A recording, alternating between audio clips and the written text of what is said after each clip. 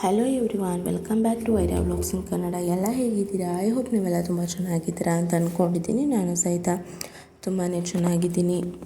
ನಟಿ ಮೋಕ್ಷಿತಾ ಪೈ ಅವರು ಜೀ ಕನ್ನಡ ವಾಹಿನಿಯ ಪಾರು ಧಾರಾವಾಹಿಯ ಮೂಲಕ ಬಣ್ಣದ ಲೋಕಕ್ಕೆ ಕಾಲಿಟ್ಟರು. ಪಾರು ಧಾರಾವಾಹಿಯಲ್ಲಿನ ಪಾರು ಪಾತ್ರದ ಮೂಲಕ ಅಪಾರ ಜನಮನ್ನಣೆಯನ್ನು ನಟಿ ಮೋಕ್ಷಿತಾ ಪೈ ಪಡೆದುಕೊಂಡಿದ್ದಾರೆ. ಮೋಕ್ಷಿತಾಗಿಂತ ಪಾರು ಅಂತಲೇ ಅವರನ್ನು ಜನರು ಗುರುತಿಸಿದ್ದಾರೆ. ಬಿಗ್ ಬಾಸ್ ಕನ್ನಡ ಸೀಸನ್ 11ರ ಸ್ಪರ್ಧಿಯಾಗಿ ಶೋಗೆ ಕಾಲಿಟ್ಟಿದ್ದಾರೆ ನಟಿ ಮೋಕ್ಷಿತಾ ಪೈ. ಬಿಗ್ ಬಾಸ್ ಮನೆಗೆ ಹೋದ ಮೇಲೆ ಕುಟುಂಬದಿಂದ ಸ್ಪರ್ಧಿಗಳು ಸಂಪರ್ಕ ಕಡಿದುಕೊಳ್ಳಬೇಕಾಗುತ್ತದೆ. ಇದೇ ಮೊದಲ ಬಾರಿಗೆ ಮೋಕ್ಷಿತಾ ಪೈ ಫ್ಯಾಮಿಲಿಯಿಂದ ಇಷ್ಟೊಂದು ದೂರ ಇರ್ತಿದ್ದಾರಂತೆ.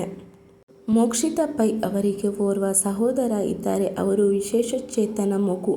ತಮ್ಮನನ್ನು ನಾನು ತುಂಬ ಮಿಸ್ ಮಾಡಿಕೊಳ್ಳುತ್ತೇನೆ ಎಂದು ಮೋಕ್ಷಿತಾ ಪೈ ಹೇಳಿಕೊಂಡಿದ್ದಾರೆ.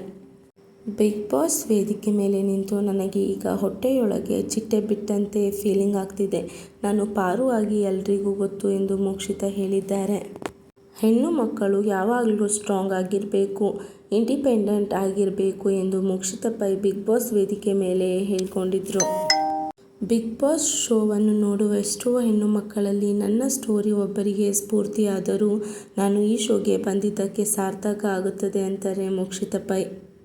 ಮೋಕ್ಷಿತಾ ಪೈ ಬಗ್ಗೆ ಮಾತನಾಡಿರುವ ಅವರ ತಾಯಿ, ನನ್ನ ಮಗಳು ಎಲ್ಲವನ್ನೂ ಅಡ್ಜಸ್ಟ್ ಮಾಡಿಕೊಂಡು ಹೋಗ್ತಾಳೆ. ಜಾಸ್ತಿ ಅಡುಗೆ ಮಾಡಲ್ಲ, ಆದರೆ ಮಾಡಿಕೊಟ್ಟರೆ ಚೆನ್ನಾಗಿ ತಿಂತಾಳೆ ಎಂದಿದ್ದಾರೆ.